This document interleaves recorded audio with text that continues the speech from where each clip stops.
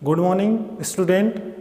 Today we study transcription. Transcription previous classes में हम पढ़ चुके हैं कि रेप्लिकेशन क्या होता है, formation of the DNA from formation of the DNA copy from old DNA की रेप्लिकेशन जो नेचर होती है वो सेमी कंजर्वेटिव नेचर होती है।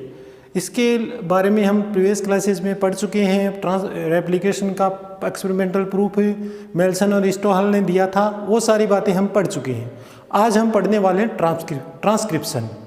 ट्रांसक्रिप्शन या क्या होता है, अनुलेखन जिसको हिंदी में कहते हैं, किस प्रोसेस को कहते हैं ट्रांसक्रिप्शन।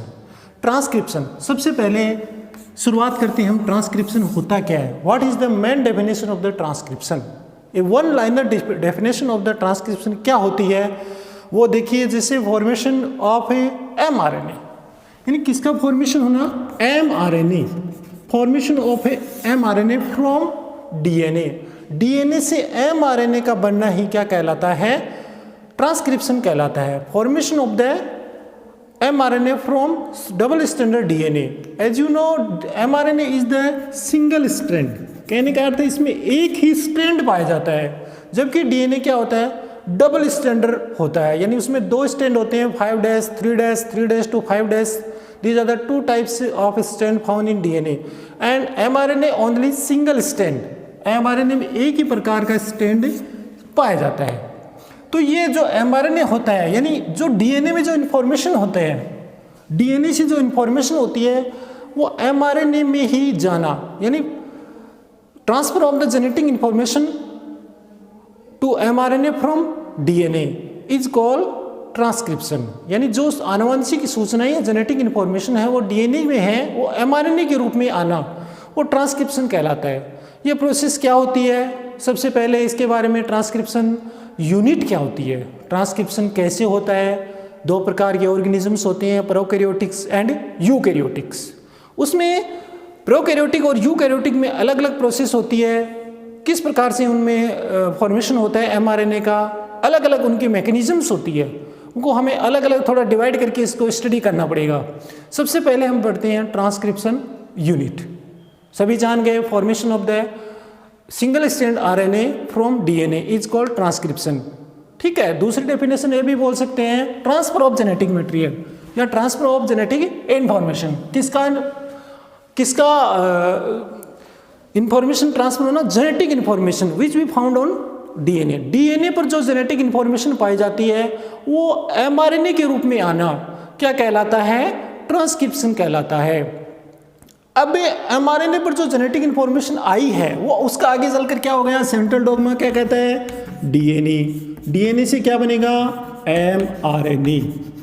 mRNA से डायरेक्ट उस इंफॉर्मेशन कहाँ जाएंगे, प्रोटीन, यानी प्रोटीन जो बनेगी उसमें जाएंगे। ये मैकेनिज्म कहलाती है ट्रांसलेशन, अनुवादन। तीन प्रकार की प्रोसेस होती है, DNA से mRNA का बनना, mRNA से प्रोटीन का बनना।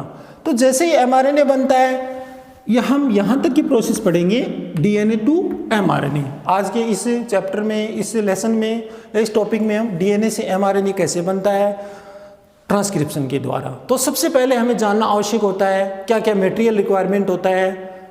तो सबसे पहले हम देखते हैं ट्रांसक्रिप्शन यूनिट। ट्रांसक्रिप्शन यूनिट क्या होती है, ट्रांसक्रिप्शन यूनिट यानी जो अनुलेखन की जो इकाई होती है उस इकाई के हम क्या क्या होती है। सबसे पहले यदि हम DNA बनाते हैं तो उसमें DNA में हमें 2 स्ट्रैंड होते हैं, 3' 5' to 3'। There are the 2 types of the two strand found in the DNA। उसमें 3' to 5'। सबसे पहला इसमें रीजन होता है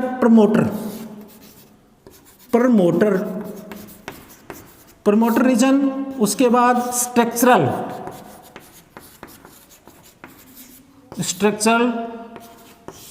थर्ड होता है टर्मिनेटर। 3 प्रकार की region found, there are the 3 region found in transcription unit on DNA, promoter, structural and terminator. किस पर पाए जाते हैं, डीएनए पर पाए जाते हैं। ट्रांसक्रिप्शन किसका होना है? डीएनए का होता है, यानी डीएनए का होना है। तो डीएनए पर तीनों रीजन ऑलरेडी पाए जाते हैं। सबसे इनिशियल जो रीजन होता है वो होता है प्रमोटर रीजन, उसके बाद स्ट्रक्चरल एंड टर्मिनेटर। प्रमोटर क्या काम आता है, किस लिए होता है, इसका ओरिजिन क्यों हुआ? सबसे पहला ये जो जी डीएनए की मैंने बनाई है, इसमें डीएनए का जो सबसे पहला रीजन है वो प्रमोटर है। इस प्रमोटर का मेन फंक्शन क्या होता है? Which we bound were that region that bind RNA polymerase. कौन बाइंड होता है इस पर? आरएनए पॉलीमरेज नामक एंजाइम होता है, which we are the main enzyme that initiate the transcription. यानी एमआरएनए का जो फॉर्मेशन को इनिशिएट करता है उस एंजाइम का नाम क्या है? RNA polymerase. आरएनए पॉलीमरेज के द्वारा ही उस रीजन पर जो जुड़ता है उस रीजन को हम क्या कहते हैं? प्रमोटर। सबसे पहला जो रीजन है वो प्रमोटर है। उस प्रमोटर में जो एंजाइम बाइंड होता है उस एंजाइम को कहते हैं आरएनए पॉलीमरेज। ये आरएनए पॉलीमरेज नामक एंजाइम प्रमोटर रीजन पर क्या हो जाता है? बाइंड हो जाता है, यहाँ पर ये जुड़ जाता है, ऐड हो जाता है। इसका ये रीजन होता है जो इनिशिएट करता है, किसको? ट्रांसक्रिप्शन को इनिशिएट करता है, शुरुआत करता है। अब किसका ट्रांसक्रिप्शन होता है? जो रीजन डीएनए में जो रीजन पाया जाता है या जो न्यूक्लियोटाइड्स का सीरियल नंबर जो बेस पेयर होते हैं वो होते हैं स्ट्रक्चरल जीन। उसके बाद आता है सेकंड पार्ट स्ट्रक्चरल जीन, यानी वह रीजन वह न्यूक्लियोटाइड का सीरियल नंबर होता है जिस पर इस डीएनए का क्या होता है? ट्रांसक्रिप्शन होना है। इसका क्या यहाँ पर होता है? ट्रांसक्रिप्शन होता है। यानी स्ट्रक्चरल जीन या स्ट्रक्चरल रीजन वो रीजन होता है जहाँ पर जो न्यूक्लियोटाइड्स का जो क्रम पाया जाता है उसका यहाँ पर ट्रांसक्रिप्शन होता है, यानी ट्रांसक्रिप्शन पाया जाता है। जैसे मान लीजिए स्ट्रक्चरल रीजन पर A, T, C, G जो भी न्यूक्लियोटाइड्स का क्रम है उसी के अनुपूरक यानी कॉम्प्लीमेंट्री जो न्यूक्लियोटाइड्स हैं, नाइट्रोजन बेसिस हैं, वो इसमें ऐड होते चले जाते हैं और एक एमआरएनए के न्यूक्लियोटाइड आपस में लास्ट में जुड़ते चले जाते हैं और ट्रांसक्रिप्शन यहाँ पर होना होता है। यानी कौन से रीजन का होता है? स्ट्रक्चरल रीजन का। जो स्ट्रक्चरल रीजन भी बोल सकते हैं, स्ट्रक्चरल जीन का यहाँ पर क्या होता है? ट्रांसफर। लास्ट एंड जो अंतिम रीजन होता है लास्ट वो टर्मिनेटर, नाम से क्लियर है, टर्मिनेटर यानी जो टर्मिनेशन करता है वो are responsible for the termination of a transcription. जो ट्रांसक्रिप्शन का टर्मिनेशन करने के लिए, रोकने के लिए, जो प्रोसेस को एंड में प्रोसेस करने के लिए वो काम आता है टर्मिनेटर। इसमें ऐसे न्यूक्लियोटाइड्स पाए जाते हैं जहाँ पर रो फैक्टर जुड़ता है। कौन सा फैक्टर?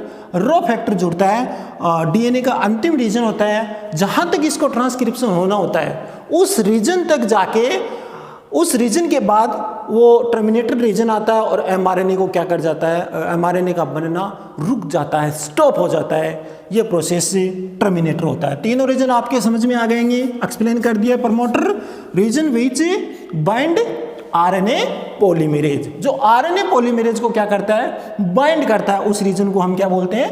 Promoter region. दूसरा है structural reason.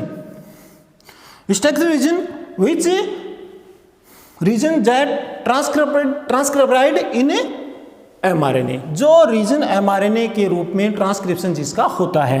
And last terminator, जो टर्मिनेशन करता है। इस प्रकार ये ट्रांसक्रिप्शन यूनिट पाई जाती है ऑर्गेनिजम्स में जो डीएनए पर होती है।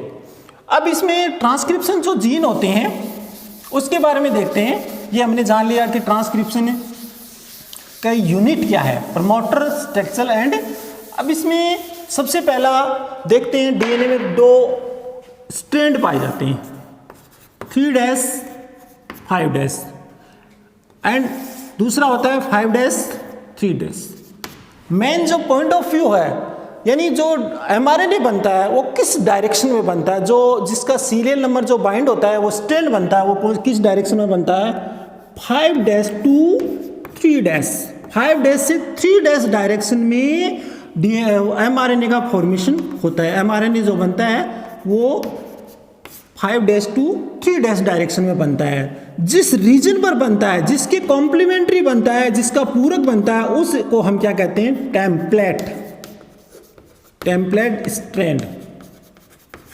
As you know 3' 5' is template strand and complementary strand is क्या होगा इसका? 5' to 3'। देन इसको हम क्या बोलेंगे? टेम्पलेट स्ट्रैंड एंड दैट इसके अगेंस्ट दूसरा जो स्ट्रैंड पाया जाएगा डीएनए का जिसका ट्रांसक्रिप्शन नहीं होना होता है उसको हम क्या बोलते हैं, कोडिंग स्ट्रैंड। ये इसका कोडिंग स्ट्रैंड होता है, यानी दोनों आराम से इक्वली टेम्पलेट रीजन का क्या होता है, ट्रांसक्रिप्शन होता है। इस टेम्पलेट रीजन में जो भी न्यूक्लियोटाइड का ए टी, मान लीजिए यहाँ पर मैं दूसरा बना रहा हूँ, इस पर न्यूक्लियोटाइड का A T C T A जी, ये न्यूक्लियोटाइड्स का क्रम यहाँ पर पाया जाता है। ये इसका क्या है, टेम्पलेट स्ट्रैंड 3' to 5'। यहाँ पर जैसे एमआरएनए जो बनेगा वो बनेगा 5' to 3'। ए के कॉम्प्लीमेंट्री क्या होगा, टी, टी के क्या होगा ए, जी के क्या, सी के क्या होगा जी, जी के C. A means adenine, T means thymine, C means cytosine, G means guanine. ठीक है, अभी आप जानते हो कि एमआरएनए होता है, एमआरएनए में क्या होता है, एमआरएनए में थायमिन की जगह क्या पाया जाता है, यूरेसिल पाया जाता है। तो यहां पर टी की जो कॉम्प्लीमेंट्री जुड़ेगा, ये ए ने एडेनिन जुड़कर क्या जुड़ेगा, यूरासिल, यानी ए की जगह जो टी का जो कॉम्प्लीमेंट्री स्ट्रैंड एमआरएनए में क्या बन गया, यूरेसिल, यानी यूरेसिल यहां पर क्या हो जाएगा, इसका कॉम्प्लीमेंट्री न्यूक्लियोटाइड बनेगा, जो एमआरएनए बनेगा उसके टी के कॉम्प्लीमेंट्री क्या होगा, यू। इसी प्रकार से ए के यू बन जाएगा, टी के ए बन जाएगा, और जी के सी, और सी के जी। इसी क्रम से न्यूक्लियोटाइड का या फॉर्मेशन यहाँ पर होता है, यानी कॉम्प्लीमेंट्री होता है। एक बार वापस से बता देता हूँ, कंफ्यूज हो, ए टी जी सी कौन सी है डीएनए की, 3' to 5', और ये है डीएनए। अब इसका जो एमआरएनए बनेगा उसमें एडेनिन, थायमिन, गुआनिन, साइटोसिन। तो एडेनिन का कॉम्प्लीमेंट्री स्ट्रैंड क्या होगा, क्या होता है डीएनए में, एडेनिन का थायमिन होता है, तो थायमिन की जगह यहाँ यूरासिल। ठीक है, और यहाँ थायमिन का क्या बनेगा, एडेनिन, और गुआनिन का साइटोसिन, और साइटोसिन का गुआनिसिन। कहने का लास्ट ये है कि जो ए का जो कॉम्प्लीमेंट्री स्ट्रैंड न्यूक्लियोटाइड जो बनेगा वो क्या बनेगा, एमआरएनए में यूरासिल बनेगा, और इस यूरासिल के द्वारा ही इसका फॉर्मेशन होगा। अब इसमें देखो डीएनए होता है, जो एमआरएनए होता है, सॉरी डीएनए से क्या बन गया, एमआरएनए बन गया। उस एमआरएनए में दो प्रकार के स्ट्रैंड काम आते हैं। सबसे पहले हम ट्रांसक्रिप्शन यूनिट पढ़ लेते हैं, ट्रांसक्रिप्शन यूनिट हमने पढ़ ली। अब सबसे पहले इसके बाद हम पढ़ लेते हैं step of the transformation, transcription, यानी क्या क्या इसकी स्टेप है। 3 स्टेप मैंने ब्लैक बोर्ड पर यहाँ पर बनाई हुई है। सबसे पहला स्टेज होती है initiation, second allocation and termination, यानी जो ट्रांसक्रिप्शन होता है उसकी 3 स्टेप पाई जाती हैं। सबसे पहले इनिशिएशन होता है, एलोगेशन होता है, टर्मिनेशन होता है। तो सबसे पहले हम देखो, इसमें देखो इनिशिएशन क्या होता है, इनिशिएशन का मतलब शुरुआत कैसे होती है, डीएनए से एमआरएनए जो बनता है उसकी शुरुआत कैसे होती है। मैंने आपको बताया प्रमोटर रीजन, ट्रांसक्रिप्शन यूनिट में बनाया प्रमोटर रीजन। जैसे प्रमोटर रीजन होता है उस प्रमोटर रीजन पर आरएनए पॉलीमरेज, या क्या है, आरएनए पॉलीमरेज, इस आरएनए पॉलीमरेज पास क्लोज आना शुरू कर देता है। किसके पास आता है, डीएनए के पास। ये डीएनए के पास आरएनए पॉलीमरेज आएगा, और एक दूसरा फैक्टर होता है सिग्मा फैक्टर, जिसको हम बोलते हैं सिग्मा फैक्टर। ये सिग्मा फैक्टर आरएनए पॉलीमरेज से बाइंड हो जाता है। जैसे आरएनए पॉलीमरेज से बाइंड होगा, ये आरएनए पॉलीमरेज किस पर ऐड हो जाएगा, डीएनए के प्रमोटर रीजन पर। कौन सी रीजन पर, प्रमोटर रीजन पर RNA polymerase, promoter plus RNA polymerase plus sigma factor, ये तीनों चीजें या तीनों जो एलिमेंट्स हैं, सिग्मा फैक्टर, आरएनए पॉलीमरेज, किस पर बाइंड हो जाती है, डीएनए के प्रमोटर रीजन पर। ये यहाँ पर क्या होगा, और जैसे ही यहाँ पर जुड़ जाते हैं तो इनिशिएशन हो जाता है किसका, ट्रांसक्रिप्शन का। कैसे होगा, सबसे पहले काम क्या होगा, अनवाइलिंग या अनकोइलिंग हो जाएगी डीएनए की।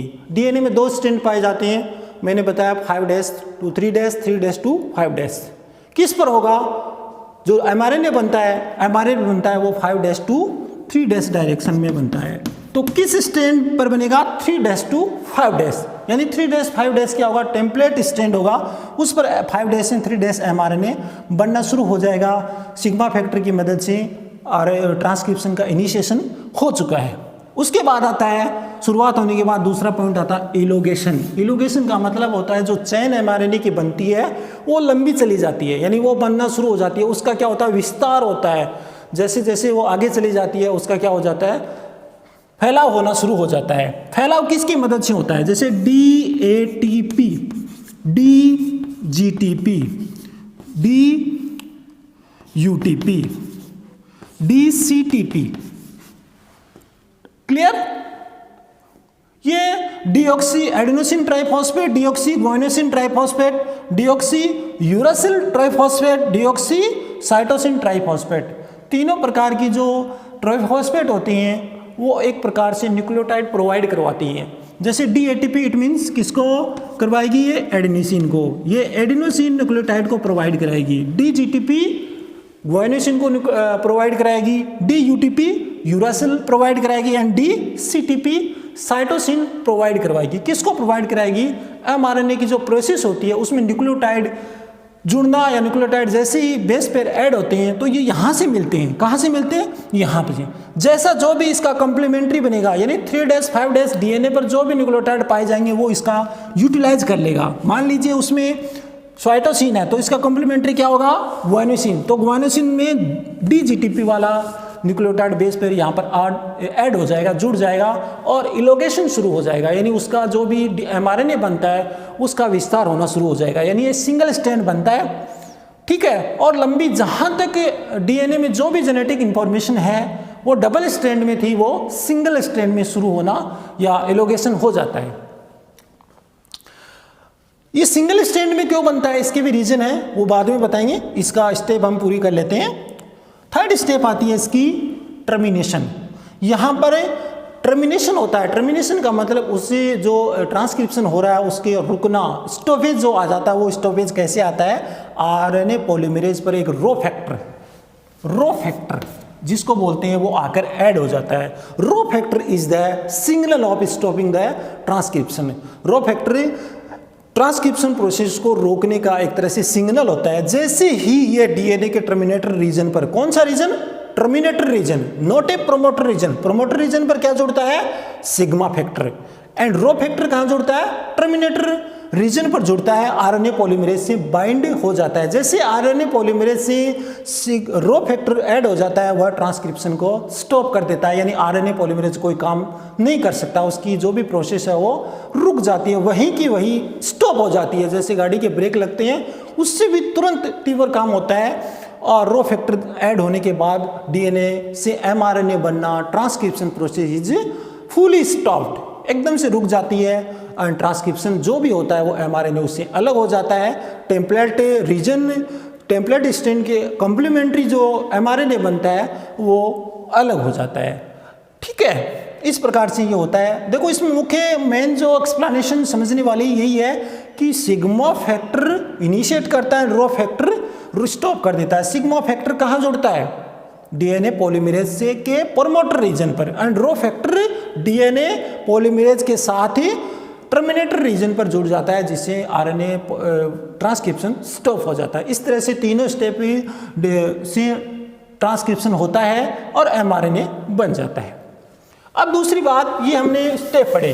अब ट्रांसक्रिप्शन जो होता है वो mRNA जो बनता है, मैंने आपको इसी के शुरुआत में बीच में बताया था कि जो mRNA जो बनता है वो सिंगल स्ट्रैंड ही क्यों बनता है, उसका कारण क्या, रीजन क्या है, वो रीजन हम देख लेते हैं। दो रीजन है इसके। सबसे पहले जो RNA बनता है वो सिंगल स्ट्रैंड ही क्यों बनता है, उसका यदि बायोलॉजिकल मीन्स मान लीजिए दोनों स्ट्रैंड होते हैं, DNA के दो स्ट्रैंड है, इससे क्या बना, सिंगल स्ट्रैंड mRNA बना। ये यदि दोनों स्ट्रैंड यदि बन जाते हैं, यानी RNA भी यदि डबल स्टैंडर्ड बनता है, RNA वो भी डबल स्टैंडर्ड बनता है। एज यू नो DNA में डबल स्टैंड है, दो स्टैंड है, तो दोनों से जो प्रोटीन बनेगी वो अलग अलग बनेगी। क्या बनेगी, दोनों से जो प्रोटीन है वो अलग प्रकार की होगी, अलग अलग प्रकार की, जो ट्रांसलेशन के लिए उपयुक्त नहीं है, that is not suitable for translation, अनुवादन के लिए सुटेबल नहीं है, इसीलिए ये आरएनए जो बनता है वो क्या बनता है, सिंगल स्ट्रैंड बनता है। दोनों स्ट्रैंड अलग अलग होते हैं, इससे डबल बनेगा, दोनों एक तो टेम्पलेट होता है, एक कोडिंग होता है। तो डबल स्ट्रैंड जैसे ही बनेगा हमारे आरएनए, वो सुटेबल नहीं हो पाएगा किसके लिए, ट्रांसलेशन के लिए, that is not suitable for translation. इन कारणों से क्या होता है, जो एमआरएनए जो बनता है वो क्या होता है, सिंगल स्ट्रैंड ही बनता है। क्लियर। अब एमआरएनए जो बना, अब इसके एमआरएनए जो बना उसमें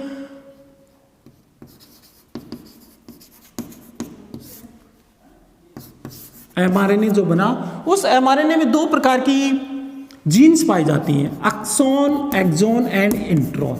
नाम सुना होगा आपने, exon and intron. Exon and intron का मतलब होता है, exon is a coding sequence and intron is non sense sequence. Coding का मतलब एक्सॉन ऐसी होती है जिनका क्या होता है, प्रोटीन सिंथेसिस होता है, यानी जिनमें प्रोटीन का फॉर्मेशन होता है। इंट्रॉन क्या होती है, नॉन सेंस, उनका कोई मतलब नहीं होता। वो क्या होती है, एक प्रकार से उसका कोई यूज नहीं होता है, उसको आरएनए स्प्लाइसिंग प्रोसेस के द्वारा हटाया जाता है। आरएनए जैसे स्प्लाइसिंग प्रोसेस होती है, उसमें इंट्रॉन को क्या होता है, removal of the intron from the fully mRNA is called splicing process. Splicing process के द्वारा उसको हो जाता है। इसी के बेसिस पर दो प्रकार के एमआरएनए होते हैं, मोनोसिस्टोनिक जीन या मोनोसिस्टोनिक एमआरएनए। ठीक है, मोनोसिस्टोनिक एमआरएनए,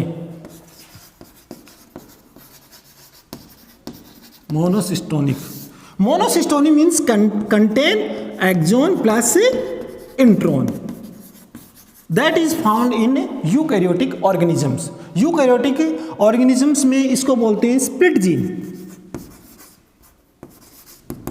ये स्प्लिट जीन्स भी कहलाती हैं, जिसमें exon is interpreted by intron.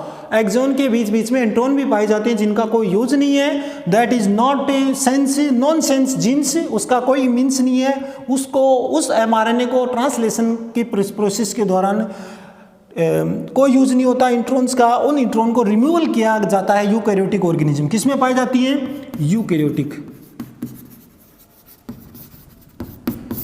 Organisms में पाई जाती है, जिसका कोई भी रोल नहीं होता, और उनको रिमूवल करके स्प्लाइसिंग प्रोसेस के द्वारा जो फुली ट्रांसक्रिप्टेड एमआरएनए बनता है, वो आगे प्रोसेस में ट्रांसलेशन की प्रक्रिया करता है। दूसरे यानी स्प्लिट जीन पाई जाती है, किसमें पाई जाती है, यूकैरियोटिक ऑर्गेनिजम्स के एमआरएनए में। यू स्प्लिट जीन मीन्स क्या हो गया, introns that are non sense genes, या जिसका कोई अर्थ नहीं होता, कोई यूज नहीं होता, नॉन सेंस जीन, उसको रिमूवल किया जाता है स्प्लाइसिंग प्रोसेस के द्वारा। दूसरा होता है पॉलीसिस्टोनिक जीन, जिसमें प्रोकैरियोटिक ऑर्गेनिजम्स में पाई जाती हैं, जिसमें ओनली इंट्रॉन्स ही पाए जाती हैं, जिसमें एक्सॉन ही पाए जाते हैं। इंट्रॉन्स का क्या होता है, अभाव होता है, इंट्रॉन्स नहीं पाई जाती, यानी वो क्या होता है, फुली ट्रांसक्राइब्ड होता है। इसी प्रकार की स्प्लाइसिंग प्रोसेस की आवश्यकता नहीं पड़ती, कोई प्रकार का स्प्लाइसिंग की जरूरत नहीं, डायरेक्ट ही क्या हो जाता है, ट्रांसलेशन उसका शुरू हो जाता है, यानी अनुवादन एमआरएनए से क्या बनना शुरू हो जाता है, प्रोटीन बनना शुरू हो जाता है। अब जैसे ट्रांसक्रिप्शन होता है, ट्रांसक्रिप्शन होने के बाद क्या होगा, ट्रांसलेशन होगा। लेकिन प्रोकैरियोटिक और यूकैरियोटिक, मैंने बताया था प्रोकैरियोटिक और यूकैरियोटिक ऑर्गेनिज्म, जैसे प्रोकैरियोटिक ऑर्गेनिजम्स होते हैं उनमें ट्रांसक्रिप्शन शुरुआत हो रहा है, बीच में पूरा ही नहीं हुआ, यानी टर्मिनेशन उसका हुआ ही नहीं ट्रांसक्रिप्शन का, उसके आगे ही क्या हो जाता है, शुरू ट्रांसलेशन। यानी एक साइड में एमआरएनए के क्या चल रहा है, ट्रांसक्रिप्शन, और दूसरी साइड में जो शुरुआत में बना वहाँ क्या होगा, ट्रांसलेशन। यानी ट्रांसक्रिप्शन एंड ट्रांसलेशन आज गेट टुगेदर, दोनों साथ साथ चलते हैं, उनमें एक प्रकार का साथ साथ चलती हैं। यानी कैसा होता है, किसमें होता है, प्रोकैरियोटिक ऑर्गेनिजम्स में। यानी प्रोकैरियोटिक ऑर्गेनिजम्स क्या होते हैं, जिनमें transcription and translation is coupled, साथ साथ गेट टुगेदर साथ साथ चलते हैं, क्योंकि mRNA is not requirement for splicing. MRNA को किसी प्रकार की स्प्लाइसिंग प्रोसेस की आवश्यकता नहीं पड़ती, क्योंकि उनमें एक्सॉन ही पाए जाते हैं, कोडिंग सेंस जीन ही पाए जाते हैं, नॉन कोडिंग जीन्स या नॉन सेंस जीन का अभाव पाया जाता है। इसीलिए transcription and translation get together साथ साथ चलते हैं। एंड यूकैरियोटिक ऑर्गेनिजम्स में स्प्लाइसिंग प्रोसेस होती है, स्प्लाइसिंग प्रोसेस के द्वारा इंट्रॉन्स को रिमूवल किया जाएगा, उसके बाद उसकी कैपिंग होगी, उसके बाद उसकी टेलिंग होगी, कैपिंग एंड टेलिंग। यानी उसमें दो प्रकार के प्रोसेस होती हैं, स्प्लाइसिंग यानी कहने का अर्थ है पहले ट्रांसक्रिप्शन होगा, ट्रांसक्रिप्शन होने के बाद उसका जैसे टर्मिनेशन होता है, टर्मिनेशन होने के बाद उसमें क्या होगा, ट्रांसलेशन होगा। दूसरी बात ऐसा क्यों होता है, उसका रीजन ये भी है कि प्रोकैरियोटिक ऑर्गेनिजम्स में किसी प्रकार का जो न्यूक्लियस होता है और एक होता है साइटोसोल, साइटोप्लाज्म पाया जाता है, न्यूक्लियोप्लाज्म पाया जाता है, उनमें किसी प्रकार का कोई भी डिफ्रेंशिएट नहीं कर सकती। प्रोकैरियोटिक ऑर्गेनिजम्स में न्यूक्लियर मेम्ब्रेन नहीं पाई जाती, तो न्यूक्लियोप्लाज्म एंड साइटोप्लाज्म कोई डिफरेंस नहीं होता, इसीलिए उसको रिमूव की आवश्यकता या उसको ट्रांसफर करने की आवश्यकता नहीं होती। जबकि यूकैरियोटिक ऑर्गेनिजम्स में साइटोप्लाज्म एंड न्यूक्लियोप्लाज्म क्या होता है, अलग अलग होता है, यानी एमआरएनए को चल के जाना पड़ता है। क्लियर, न्यूक्लियोप्लाज्म से साइटोप्लाज्म में आना पड़ता है ट्रांसलेशन की प्रोसेस को शुरू करने के लिए, वो वहीं का वहीं होना होता है प्रोकैरियोटिक ऑर्गेनिजम्स में, जबकि यूकैरियोटिक ऑर्गेनिजम्स में न्यूक्लियर मेम्ब्रेन को पार करके एमआरएनए को साइटोप्लाज्म में आना पड़ता है, इसीलिए उनमें गेट टुगेदर साथ साथ नहीं हो सकती यूकैरियोटिक ऑर्गेनिजम्स में, जबकि प्रोकैरियोटिक ऑर्गेनिजम्स में साथ साथ ट्रांसलेशन और ट्रांसक्रिप्शन और ट्रांसलेशन साथ साथ चलती है। ठीक है, अब क्लियर। इन यूकैरियोटिक ऑर्गेनिजम्स से यूकैरियोटिक जो ऑर्गेनिजम्स होते हैं उसमें जो एमआरएनए बनता है, एमआरएनए के बाद 3 प्रोसेस और एडिशनल होती हैं। देयर आर द 3 प्रकार की 2 प्रोसेस होती हैं, वो एडिशनल होती हैं। सबसे पहले मैंने बताया उसमें क्या होता है, एक्सॉन को क्या किया, इंट्रॉन को क्या किया जाता है, रिमूव किया जाता है, और एक्सॉन को साथ ऐड किया जाता है, यानी इंट्रॉन जो भी होते हैं उनको रिमूव कर दिया जाता है और उसके बाद जो भी बचे हुए एक्सॉन्स हैं उनको ऐड कर दिया जाता है। इस प्रोसेस को बोलते हैं स्प्लायो या स्प्लाइसिंग प्रोसेस बोलती हैं। यह प्रोसेस जो किसके द्वारा की जाती है, स्प्लाइसोम्स के द्वारा की जाती है, और कैपिंग एंड टेलिंग। ठीक है, 3 प्रोसेस एडिशनल होती हैं। तो कौन कौन सी 3 प्रोसेस हैं जिसको हम देख लेते हैं। इन यूकैरियोटिक ऑर्गेनिजम्स एमआरएनए जैसे ट्रांसक्राइब होता है उसमें 3 प्रोसेस एडिशनल होती हैं। सबसे पहला होता है स्प्लाइसिंग।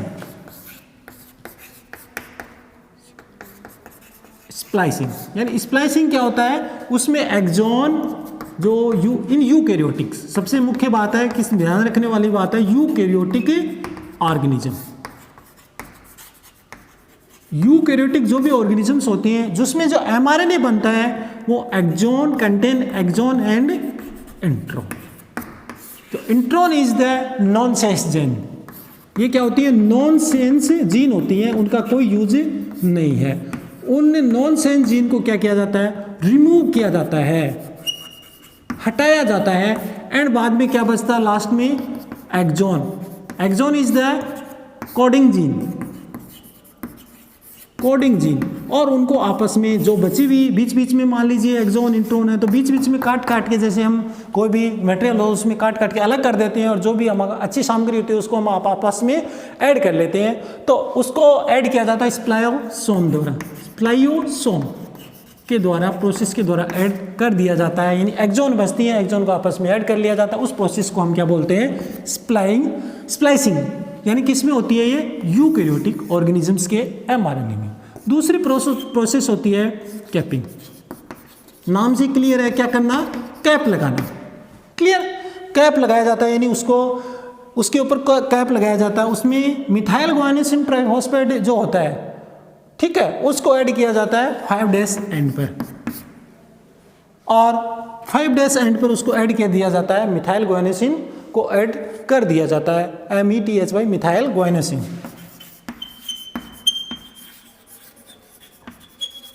इस प्रोसेस को बोलते हैं कैपिंग। थर्ड आती है टैलिंग, यानी टैल ऐड करना। उसमें क्या होता है, 3' सिरे पर जो टैलिंग जो प्रोसेस की जाती है वो एमआरएनए के 3' जो एंगल होता है, छोर होता है, उस एंगल्स पर टैलिंग प्रोसेस की जाती है। ठीक है, एडिनाइलेशन भी बोलते हैं उसको, एडिनाइलेशन यानी एडिनाइल न्यूक्लियोटाइड्स होता है, या एडिनाइलेशन या पॉली एडिनाइल न्यूक्लियोटाइड है, उनको ऐड कर दिया जाता है। कम से कम 200 to 300 एडिनाइल न्यूक्लियोटाइड को ऐड कर दिया जाता है और टैलिंग प्रोसेस की जाती है।